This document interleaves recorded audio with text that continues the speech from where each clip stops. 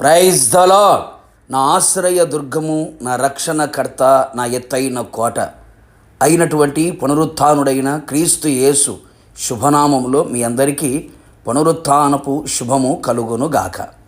ఈ దినపు యేసయ్య జీవపు మాట నిర్గమాకాండం 16వ అధ్యాయం 9వ వాక్య భాగము. యెహోవా సన్నిధికి సమీపించుడి.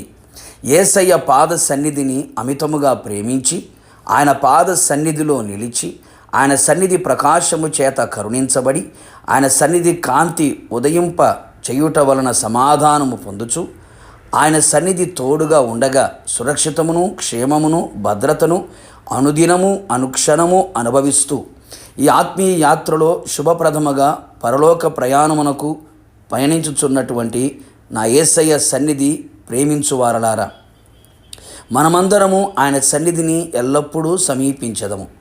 ఆయన సన్నిధిని నిత్యము వెదకదము. ఆయన సన్నిధిని కనబడుటకై సిద్ధపడెదము. ఆయన సన్నిధిలో నడుచుచు నిందారహితులమై ఉందుము. ఆయన సన్నిధిలో నిలిచి నివసించదము. ఆయన సన్నిధిలో జీవించదము. ఆయన సన్నిధిని మించిన విలువైన స్థలం ప్రపంచంలో ఎక్కడ దొరకదు, కనబడదు. ఆయన సన్నిధిని ఉత్సహించెదము. యేసయ్య ఎక్కడ ఉండునో అక్కడ ఆయన సన్నిధి ఉండును. అనేక మంది క్రైస్తవులు, ఆత్మీయులు యేసయ్య సన్నిధికి దూరమైపోతున్నారు, వెలివేయబడుచున్నారు. వారి నిర్లక్ష్య వైఖరి చేత దేవుని సన్నిధి నుండి వదిలి వెళుచున్నారు. అపవాది క్రియలకి తలొంచి అపవాది ఆగడములకు అంతమైపోవచ్చున్నారు.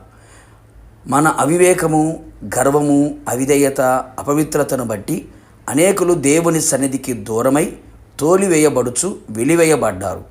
అట్టి వారముగా మనం ఉండకూడదు, ఉండరాదు. మనం ఎల్లప్పుడూ ఆయన సన్నిధికి సమీపమై ఉన్నప్పుడు ఆయన మనకు సమీపముగా ఉంటాడు. ఆయన సన్నిధిలో నిలిచి ఉండుట గొప్ప భాగ్యము కదా.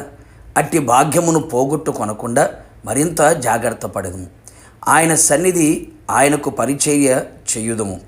ఆయన సన్నిధిని సమీపించి సంపూర్ణ సంతోషమునకు, ఆత్మకు, ప్రాణమునకు, శరీరమునకు ఉల్లాసము కలుగునట్లుగా మనం నిలిచెదము. అన్ని విషయములలో ఘనతను, ప్రభావమును పొందుకొనేదము. ఘనమైన కార్యములను, ఘనమైన క్రియలను జరిగించెదము. కన్నీటి ప్రార్థనతో ఆయన సన్నిధిని సమీపించి హృదయమును కుమ్మరించెదము. నిశ్చయముగా మన కన్నీటిని చూచి మన కన్నీటికి ప్రతిఫలం మనము అనుభవించెదము. ఆయన సన్నిధిని సమీపించి మన అతిక్రమములను, మన పాపములను, మన దోషములను, మన లోపములను ఒప్పుకొనిదము. సమస్తము నుండి ప్రాయశ్చిత్తము పొందిన వారమై పరిశుద్ధులుగా పరిశుద్ధ అలంకారముతో ఆయన సన్నిధిలో మనము కనబడేదము. ఆయన సన్నిధికి భయముతో వణుకుతో సమీపించదము. ఆయన మన మీద దృష్టి నిలిపి శ్రద్ధ నిలిపి మన నివాస స్థలములను ఆయన వర్ధిల్ల చెయ్యును. ఐశ్వర్యమును కలుగు చేసి అన్ని విషయములలో ఆశీర్వదించి పరిమళ వాసనగా మనలని మార్చును. ఆయనను మొక్కుటకు, ఆయనకు కృతజ్ఞతాస్తుతులు చెల్లించుచు ఆయన సన్నిధిని మనము సమీపించదము. అన్ని విషయములలో విజయమును పొందుకొనేదము. ఆయన మహిమగల రాకడకు సిద్ధపడి ఆయన వచ్చినప్పుడు ఆయన్ను ఎదుర్కొనేదము. ఆయనతో యుగయుగములు పరలోకములో ఏలుబడి చెయ్యుదుము. ప్రార్థన.